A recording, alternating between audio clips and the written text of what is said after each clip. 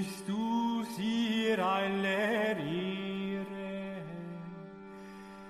Was ist Wundes hier geschehen? Dass ein Magd ein Kind gebar, ihre über aller Engel Schar. Was das nicht ein Wunder gab.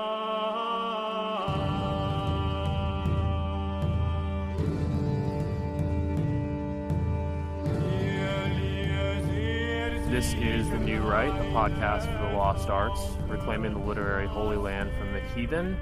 Or actually, should we do the Dan's Roof line? Reclaiming the literary holy land from Dan's Roof today. Yes. Because we are here after going to the Botched Chadification show. It was sponsored and, well, held at Sovereign House, put together by the great Adam Lear.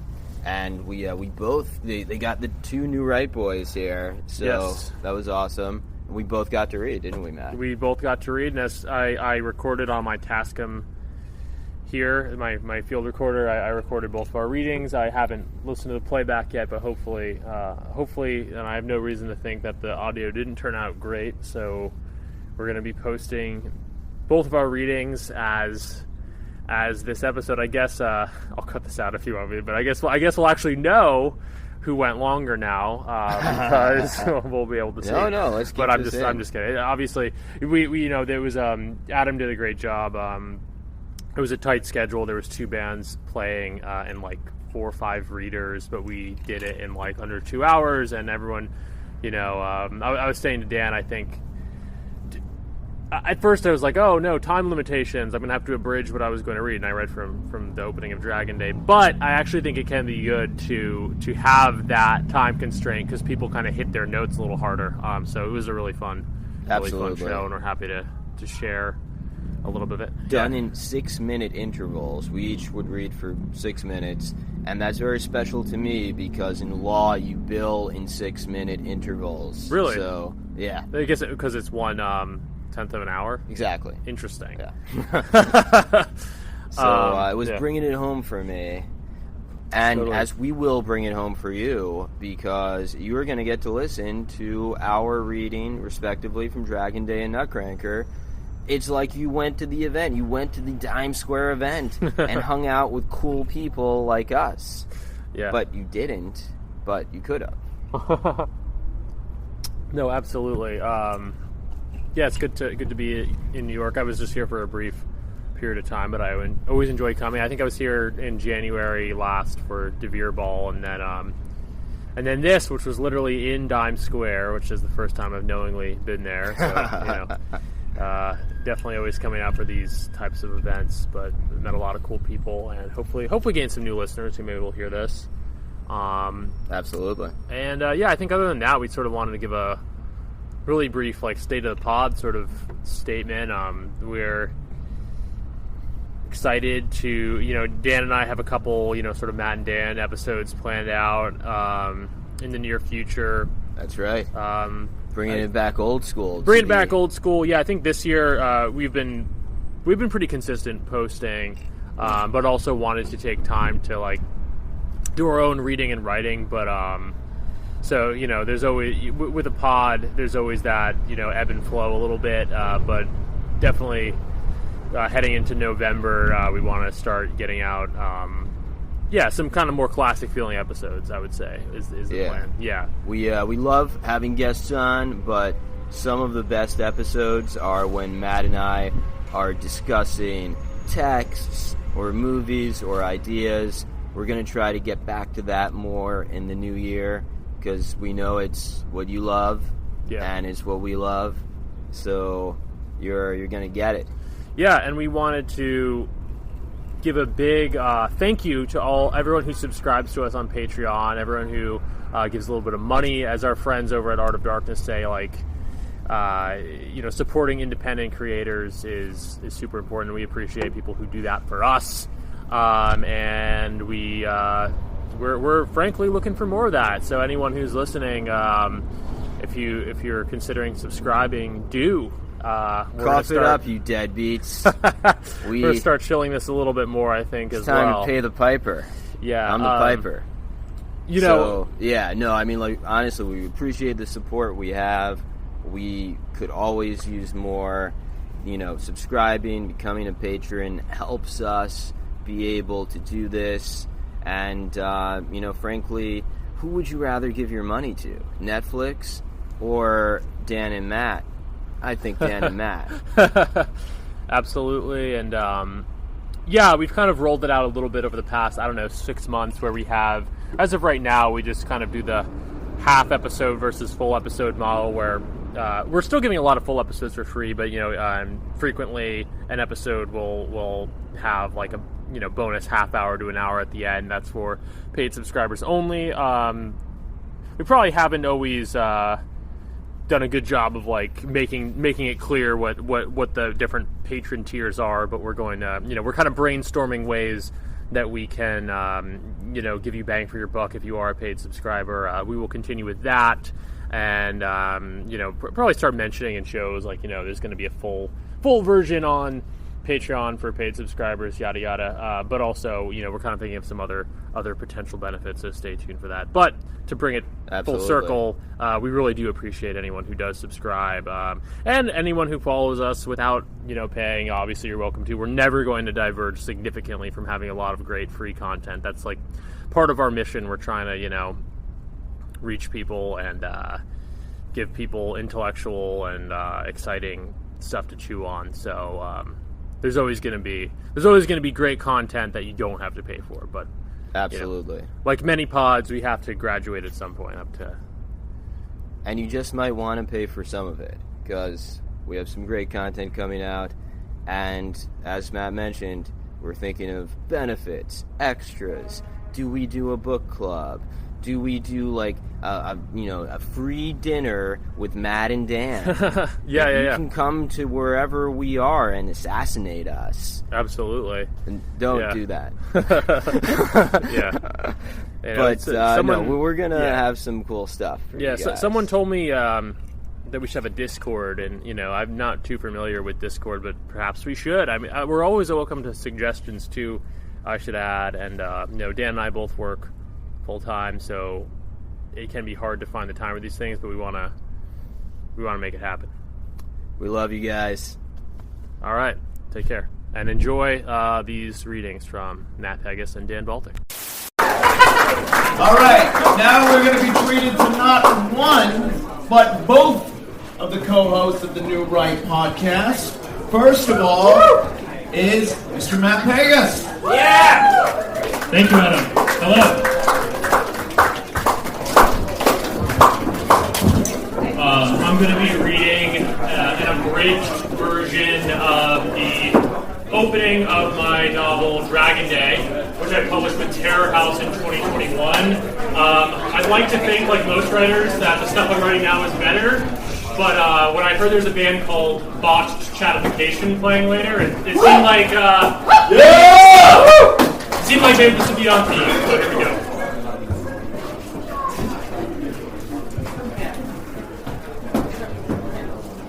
Toby stood before the mirror, contemplating his penis. It just wasn't as big as he'd like it to be. His face was, he dared to admit, exquisite. His eyes were green and his hair was a rich dark brown. His cheekbones were high and his jawline strong. His lips were full and pouty, as if he were perpetually nursing a punch to the mouth, a look he knew drove girls wild. But his penis struck him as pathetic. He'd caught sight of it in the mirror this morning as he stepped out of the shower, especially shriveled today, looking nothing like the manhood it was supposed to be. Average penis, he Googled on his phone for maybe the 10th time in the past month. He went to images and his screen filled with penises. All of them looked larger than his, or were they?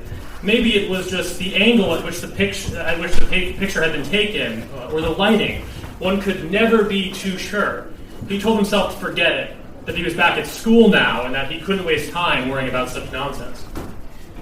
I don't understand why people bother eating lettuce, said Shiv. "There's literally, nothing in lettuce." An hour later, Shiv and Toby were in the dining hall. Shiv stared absently at the salad bar where hordes of other freshmen were tonging greens onto their plates. Toby thought of his mother and the 2 plates of dark romaine she ate a day, the lectures on her newfound veganism, which had been such a prominent feature of the quiet existence they had led together during break. Toby had tried the diet for a day himself, trying to lose belly fat, but this had ended on the kitchen floor, late at night with a carton of mint chocolate chip ice cream. "Did you know that lettuce contains more protein per pound than beef?" said Toby, recollecting one of the many pro-vegan facts his mother had shared with him. "Really? No way." "Well, I guess you'd have to eat a whole head of it to get as much as, a steak. But yeah, who the fuck wants to do that?" Toby poked at his mac and cheese. The truth about whether it was worth eating lettuce was out there, but for the moment he didn't know who to trust, his well-researched mother or his gym-built sweet mate, each of whom seemed as serious about their body as the other. "How was your break?" said Shiv, after a moment. "It was chill," said Toby. "The same here, man." The truth was that Toby had spent break alone, waiting for Facebook messages from Zoe. Zoe, the sophomore, had been smitten with last semester. He'd gone out with her for a time, sort of, not technically, officially. But she'd gotten distant toward the end, somehow cold, and in December, she said she wanted to take some space. Her messages had come less and less frequently over break until during the final week they hadn't come at all. Toby worried constantly about what else she was doing, if she was thinking about him, if she was seeing anyone else. In order to fill the empty time, he committed himself to a rigid schedule of self-improvement, reading books, working out, trying to get smarter and stronger. He'd been moderately successful on the second count, and as he leaned his elbows onto the table, he noticed Shiv noticing his arms. "You work out over break?" "I did, actually. Just push-ups and sit-ups every day." "That's what's up. You should come lift with Dimitri and me this semester." Toby laughed and looked down at his plate. Shiv said that no, seriously, he meant it. Toby had had high hopes for the semester, but when he stepped off the bus to return for that semester, he'd been sideswiped by a blast of icy wind. A wind which carried with it flurries of snow, and for Toby, the unshakable sense that all of the private hopes he had for the semester would be met with frustration. He woke up early the next morning to go to the gym. He worked out with the resistance machines, leg press, shoulder press, chest press. As he did so, he felt a great optimism welling up within him. He would do this every morning. He would stay fit, stay strong. He walked into the locker room to shower and change, happy thoughts in his head about getting an omelet at the dining hall. He was standing with a towel around his waist, getting ready to dress himself, when a tall, sandy-haired man walked in and gave him a friendly nod. Toby nodded back and turned away as the man began to undress. He did so just a few feet away, without any attempt at privacy, and with a snappy energy that made Toby uncomfortable. He heard him quickly unzip and take off his track jacket, the gentle crinkles and sliding sounds as he pulled off his jeans, the clap of his belt buckle hitting the floor. Toby proceeded self-consciously, bending down and sliding his boxer briefs up beneath his towel, cautiously so as not to let the towel come undone and fall. Just as he finished doing this, he realized he could no longer hear anything, that the man had stopped moving. Toby was struck by the mortifying thought that the man might be standing there watching him. He swung around. The man was not looking at him. He stood still, his pelvis thrust forward, his hands on his hips like a champion. He seemed to be examining something on the floor. He slowly ran his tongue over his upper lip as if in concentration. There was a strange look of pleasure and pride in his eyes. Toby hesitated for a moment and then followed their gaze downward. He saw the man's penis for only an instant, but an instant was enough to initiate in him a creeping sense of defeat. Where images from the internet were always questionable, this image from real life was unequivocal. The thing was huge, vastly bigger than his own.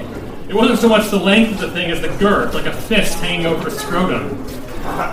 Toby swung back around. He tried to comprehend what had just happened. Had the man intended for him to see his penis? He had been standing in such a bizarre way, seeming to invite Toby to look downward. Toby had the strange feeling that he'd been propelled toward this moment by some powerful external force in the face of which he was powerless. He hoped desperately that the man hadn't noticed him looking. He hadn't given any indication that he had. Toby stood still, staring widely into the olive green locker in front of him, longing to hear the sounds of the man getting dressed and leaving the room. But no sounds came. Instead, a pair of firm hands on his shoulders jolted Toby out of his hope. "What was that all about, bud?" the man asked, patting his right shoulder. Toby's mouth went completely dry and he couldn't speak. "Sneaking glances, are we? I can't say you're the first fellow I've ever had do that here." "But I'm sorry," Toby said, his voice cracking, pitifully, in a way that made him want to kill himself. A pathetic pussy was all he'd ever be. He began to shake at his knees and shoulders. Now, said the man, nothing to be ashamed of. Toby's heart pounded and he began to feel lightheaded. He leaned his forehead into the locker in front of him. The man had not taken his hands off his shoulders. Why wouldn't he? What the fuck was he doing? Was he angry? Toby desperately needed to be alone. He stiffened again as the man began to lightly massage him. Please stop touching me.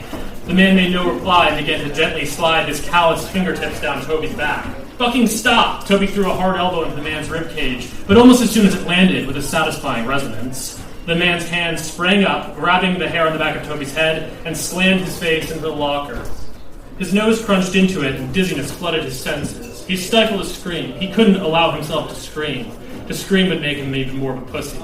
He felt the man slide his other hand beneath his towel where it was wrapped above his ass, felt the man's long middle finger slide into the top of his crack. Here he screamed in a quick, grunting way like a wounded animal. It didn't sound so bad, a masculine, reasonable scream. The towel fell away. Toby threw another elbow backwards, but this one didn't land. He was still so dizzy. The man told him he better shut the fuck up and stop struggling or it was going to be more than just his nose bleeding, which Toby realized it was, feeling wetness down to his chin. The man pushed Toby's head down and bent him over, and that Toby knew it was hopeless. But the man was totally in control. Thank you.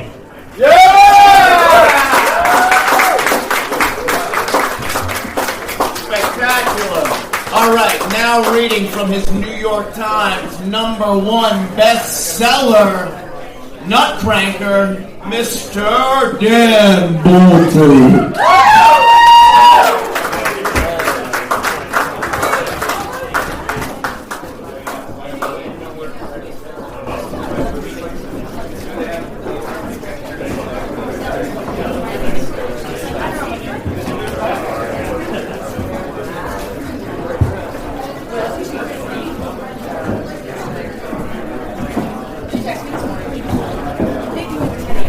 This is an excerpt from my novel Nutcranker.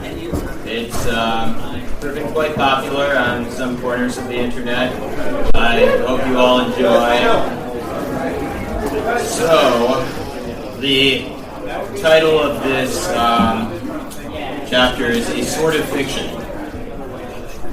Still sipping his $6 cup of coffee, truly one of nature's most refreshing elixirs, Spencer jauntily strolled up his block.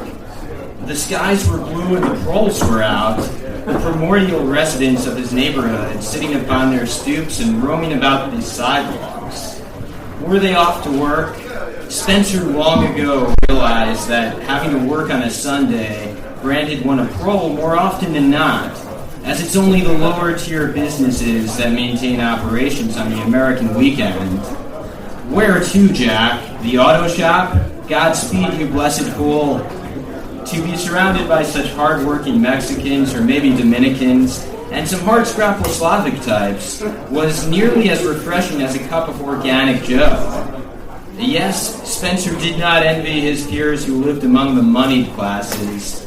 How dull it must always be to be surrounded by men and women who were but drones for Davos, each one living and working to further the demise of the historic West, one stock buyback at a time. But why linger on thoughts of cultural ruination when Spencer was in an ebullient mood? Inside his apartment, there was a devoted naked wench on his bed and hours of Sunday political interview shows to consume angrily. When, with delicious coffee in one hand and keys in the other, Spencer entered his apartment. "What are you doing there, darling?" asked Spencer. Crystal was in the middle of the floor, hunched over Spencer's laptop. Completely nude except for a pair of faded red panties, Crystal resembled a big hunk of dough with two voluminous mounds in front, practically spilling over onto Spencer's keyboard. Whenever Spencer saw Crystal's bare or even clothed breasts, he felt a sense of pride. But that almost paternal satisfaction in Crystal's comely form was now replaced by a certain curiosity. For the doughy Crystal was not stationary but dynamic, bubbling and rising on the baking sheet in the crucible of the oven. And amidst this tumult, her cheeks shined with filmy wetness. Though Spencer hoped Crystal had been sweating profusely from the high heat of the radiator, or had perhaps rubbed her vaginal juices onto her face in preparation for Spencer's return, he knew this was unlikely to be the case. The more likely explanation was that Crystal had been crying. "What's wrong?" asked Spencer, putting his unfinished cup of joe down upon the eminently serviceable IKEA desk. Clothed in his jaunty Sunday morning leisure wear of jeans and a t-shirt from the well-regarded premium retailer Banana Republic, Spencer still stood perplexedly in front of the young piglet. Crystal, nude and bleary-eyed, looked up at Spencer and regarded him with an emotion that Spencer did not immediately recognize. Was it awe that she felt? Was that the reason for her tears? That would have been a natural and reasonable explanation. And though this was a bit of a random moment for Crystal to experience such deep gratitude, strong feelings often arrive on a schedule all their own. "You think I'm a piglet?" asked Crystal. "You think my body is fat like an old couch pillow? That my face is greasy and pasty? That my piercings are disgusting?" Crystal had, apparently, discovered the project.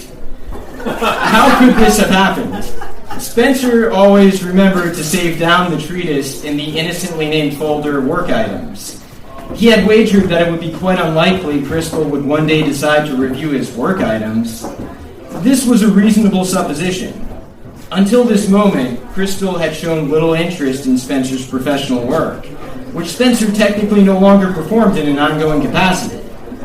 And though Spencer had told Crystal he was continuing his association with the Center for Social Advancement on a remote and freelance basis, she rarely, if ever, inquired about his role as a public affairs dynamo in that ailing Marxist institution. But today, she had suddenly decided to open the folder and review the work items. Spencer grimly realized that this morning was to be far less auspicious than initially imagined. "What did you say, darling?" asked Spencer. "No, I don't think any of those things. Why would you think I think those things?" "You wrote this," said Crystal, jabbing her stubby little index finger at the MacBook screen as the hillocks of her breasts rumbled with emotion. "Are you saying you didn't write this 450-page diary thing where you talk about how ugly I am and how women need to be oppressed?" There was no doubt about it. Crystal had discovered the project. Perhaps it had been naive for Spencer to hope that she would never find it, that this day would never come. In retrospect, Spencer should have designed a plan to address this eventuality.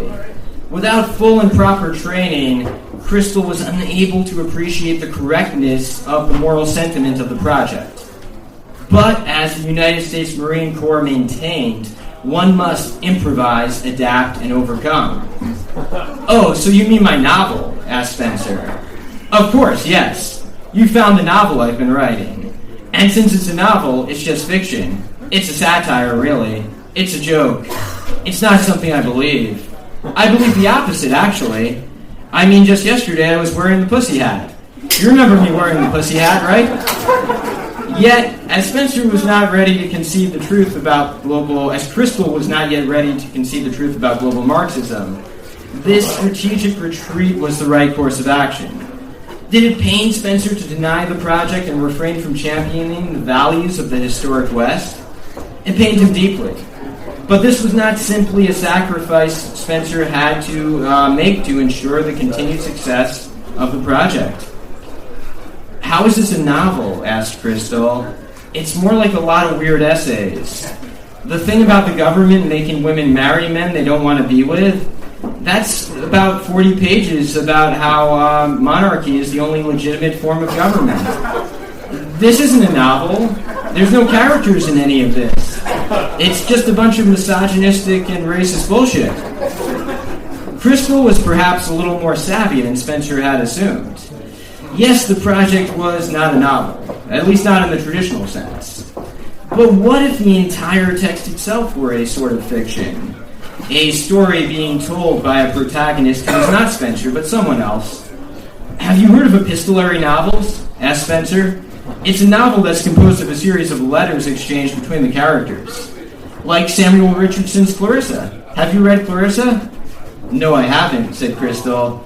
But this is not a letter written to anyone. This is a series of Nazi blog posts. There was nothing Nazi about the project, except that it supported a return to the traditions of the historic West under the vision and leadership of an absolute ruler.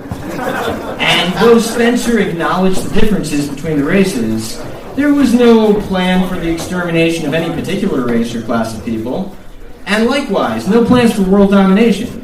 Rather, Spencer hoped that the races, genders, and social classes would unite under a divine king who would promulgate the values of Christian and pagan antiquity across the globe. If this was Nazism, then Spencer would proudly call himself a Nazi. Do you hear that, world? I, Spencer Grunhauer, am the villain that you seek. Come at me now, for it is only cowards who sit upon their hands. It's not a series of letters between the characters, no, said Spencer, but more like a series of letters from the protagonist to the reader, in the form of essays. I wouldn't call them blog posts. They're really more like short philosophical treatises. Have you read the Federalist Papers? It's kind of like that. And yes, the protagonist's ideas are a bit eccentric. I would hesitate to call them Nazi ideas. I think it's important we don't diminish the enormity of the crimes of the Third Reich by throwing around the word Nazi so freely. Crystal seemed to sit with that for a moment, literally and figuratively, for there she was, planted on the floor right in front of him, legs folded and breasts rising and falling like two buoys in the whitecaps. And truly, there was a strong wave making its way through the room. It was all Spencer could do to grab onto the ship's wheel and try to keep them from the rocks. Whether this is real or fake, whether you actually believe this bigoted shit or not, this is still me in the stories, said Crystal. This isn't a character, this is me. You're writing about me. You have these thoughts about me, about how disgusting you think I am, about how dumb you think I am. I mean, for Christ's sake, you call me the piglet. Spencer stooped to embrace Crystal on the floor, to calm her through the power of physical touch. But she scooted away, ironically resembling a frightened animal hiding from its master. If the shoe fits! Spencer reached forward to stroke Crystal's cheek, and she swatted his hand away as though it were an alien tentacle. I'm sorry, said Spencer. I don't think these things. It was just creative license. I'm an artist. You know I'm an artist. You know that. Crystal rose unsteadily to her feet, rivulets of tears flowing down her face, causing her infamous piercings to glisten in the low winter sun that was making its way through Spencer's windows. Spencer again tried to comfort the startled and wounded creature, but she again bared her fangs. I need you to get out of here, said Crystal. I need time to think. Crystal began to pull a black t-shirt emblazoned with the name of some insipid so-called goth music band over her head and down across her bounteous breasts. Hunting for her clothes and covering herself up, Crystal was withdrawing her sexuality from the room, piece by piece, item by item. What had begun as a morning of domestic delight was now transformed into the scene of buttoned-up tension. Oh, how Spencer longed to see Crystal's nipples bouncing freely as she beamed a smile in his direction. Then and there he vowed never again to take her bare chest for granted. Please, baby, said Spencer, placing his hand on Crystal's elbow in order to prompt her to turn and face him. Spencer held on as Crystal tried to pull away, and then Spencer got his wish when Crystal suddenly turned and hit him in the forehead with her closed fist. Damn it, said Crystal, pulling her hand back sharply and cradling it in her other hand. The integrity of Spencer's calcium-rich skull, the product of a lifetime of dairy consumption and good genetics, had proven a more than worthy adversary for Crystal's little knuckles. In fact, Spencer was more stunned than her. Crystal's punch was unpracticed, but her message was loud and clear. All was not well. You can stay here and write your Nazi crap by yourself, said Crystal, still shaking her hand as though she would somehow thereby shake off the pain of her misplaced strike. I don't want to be in the same room as you. As desperate times call for desperate measures, Spencer impulsively picked up his MacBook and held it in front of him like an offering. Baby, I'll delete it, said Spencer. I'll delete the treatise. Of course, with the project already saved to an external hard drive and mostly uploaded to 3chain anyways, it was more of an empty gesture than it appeared. But it had the benefit of conjuring the dramatic. I thought you said it was a novel, sneered Crystal. In his haste to make amends, Spencer had almost forgotten to uphold the charade he had so recently performed. This was regrettable, but Spencer reminded himself that mistakes will be made when one is operating under great stress. Even the mighty Kriegsmarine lost to Bismarck, but Spencer's battleship was not yet sunk. It is a novel, said Spencer. I mean, I'll stop writing the treatise within the novel, which is to say I'll stop writing the novel. You get it, right? You're the only one who doesn't get it, said Crystal. What you wrote matters. I don't care if you stop writing it. You already wrote it. But I didn't believe it, said Spencer. I don't believe it. What can I do? There must be something I can do. Spencer's pleas fell on deaf ears as Crystal laced up her boots. Standing before him, fully dressed, Crystal was clad in her middle school goth t-shirt and high school slut jeans. Spencer thought about every inch that the stretched denim was covering. Remember when we faced off against the ninjas yesterday? Asked Spencer. We make a good team. What? Asked Crystal. I'll renounce my writing, said Spencer. I was wrong. I take it all back. You can't take it back, said Crystal. You already wrote it. Woo!